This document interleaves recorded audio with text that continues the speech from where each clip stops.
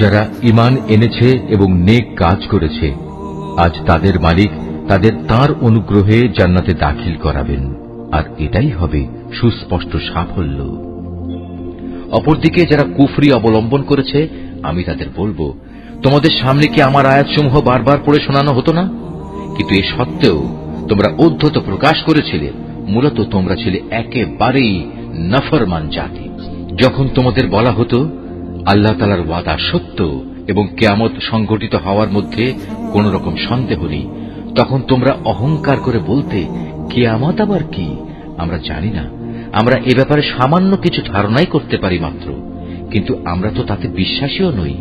সেদিন তাদের মন্দ কাজগুলো তাদের কাছে স্পষ্ট প্রকাশ হয়ে পড়বে এবং সে বিষয়টি তাদের পরিবেষ্টন করে নেবে, যে ব্যাপারে তারা হাসি ঠাট্টা করে বেড়াত। ওদের তখন বলা হবে, আজ আমি তোমাদের জেনে শুনেই ভুলে যাব, ঠিক যেভাবে তোমরা দুনিয়ায় থাকতে এই দিনের সাক্ষাৎকে ভুলে গিয়েছিলে। আজ তোমাদের ঠিকানা হবে জাহান্নামের আগুন।